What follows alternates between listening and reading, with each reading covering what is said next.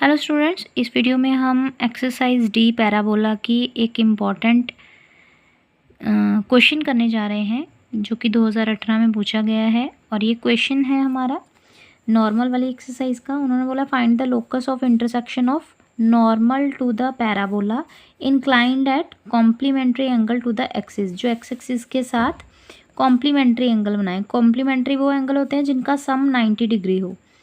तो दो एंगल जिनका सम 90 डिग्री हो वो कॉम्प्लीमेंट्री होते हैं। तो सबसे पहले मैंने इक्वेशन ऑफ पैराबोला लिखी जो कि यहाँ पे जिसका पैराबोला के बारे में बोला गया है। तो हम जनरली राइट हैंडेड पैराबोला लिखते हैं y² = 4x। तो वही लिया है इक्वेशन 1।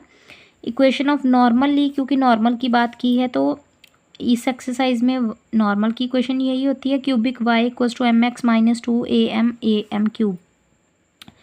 इसके बाद equation of normal passes through x1 y1 point में से पास कर रही है। तो मैंने जहाँ जहाँ पे x और y था वहाँ पे x1 y1 लिखना शुरू कर दिया। सारा कुछ एक तरफ कर दिया, यानी कि ये माइनस वाले दूसरी तरफ ले गए तो ये प्लस के हो गए। और ये इक्वेशन क्यूबिक बना दी मैंने किस में, m में। अब ये इक्वेशन m में क्यूबिक है तो इसके रूट भी कितने आएंगे, तीन डिफरेंट रूट्स आएंगे। एक तो रूट m1 m2 और m3।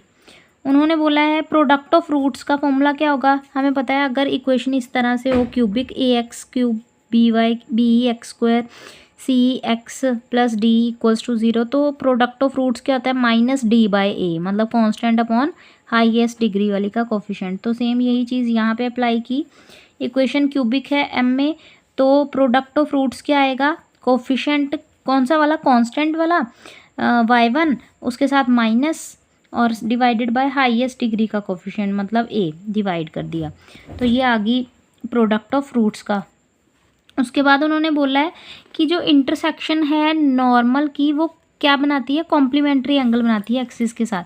तो मैंने मान लिया दो स्लोप्स जो कि m1 m2 हैं, एक बना रही है थीटा एंगल तो दूसरी क्या बनाएगी 90 - थीटा।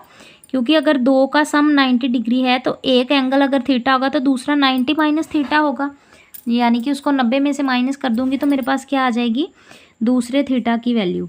तो स्लोप का फॉर्मूला क्या होता है, 11th क्लास में सिखाया जाता है। स्लोप किसके इक्वल है, m1 स्लोप इक्वल है tan थीटा के, m2 स्लोप है उसकी कॉम्प्लीमेंट्री मतलब tan 90 - थीटा, जिसको हम क्या बोलते हैं, tan 90 हो तो चेंज हो जाता है tan किस में, कॉट में। 90 - थीटा क्वाड्रेंट फर्स्ट है तो मतलब tan 90 - theta that is cot theta. अब दो का प्रोडक्ट करूंगी तो tan थीटा और कॉट थीटा इन दोनों वैल्यूज़ को उठा के प्रोडक्ट ऑफ रूट्स में पुट कर दूंगी। जो इक्वेशन आपने प्रोडक्ट ऑफ रूट्स करके सॉल्व की थी उसमें पुट कर दूंगी। m1 की वैल्यू tan थीटा, m2 की वैल्यू कॉट थीटा। तो tan थीटा कॉट थीटा आपस में कैंसिल हो जाएगा। यहाँ से मुझे m3 की वैल्यू मिल गई -y1/a। अब क्योंकि m3 is the root of equation this, जो क्वाड्रेटिक ये जो क्यूबिक इक्वेशन थी इसका रूट था m, है ना। m के रूट्स आने थे ना अलग अलग, तीन ये अलग अलग रूट्स हैं। रूट हैं तो इसको सेटिस्फाई भी करेंगे, मतलब जहाँ जहाँ m लिखा है वहाँ वहाँ पे मैंने m3 लिख देना है। तो अपने आप ये इक्वेशन किसके इक्वल आ जाएगी, 0 के इक्वल आ जाएगी। तो बस वही उसी इक्वेशन में, नॉर्मल की इक्वेशन में मैंने जहाँ m था वहाँ पे m3 लिख के m3 की वैल्यू को सब्स्टिट्यूट करवाया। फिर ये सारे एक तरफ कर दिए, जो आपस में y1 कॉमन था उसको निकाला। अब y1 तो कॉमन निकल चुका है। अब नीचे a और a का स्क्वायर था तो उसका एलसीएम ले लिया a², तो नीचे से a² गायब हो जाएगा, दूसरी साइड ख़त्म। तो इक्वेशन का मेरा आंसर ये आ जाएगा y² = xa - a²। तो लोकस लास्ट में ये भी करना है कि लोकस ऑफ x1 y1 मतलब x1 1 को हटा देना है, x के 1 को भी हटा देना है, y1 को भी, उसकी जगह सिर्फ x लिखना है और y लिखना है। तो ये जो इक्वेशन है ये आपका फाइनल आंसर है।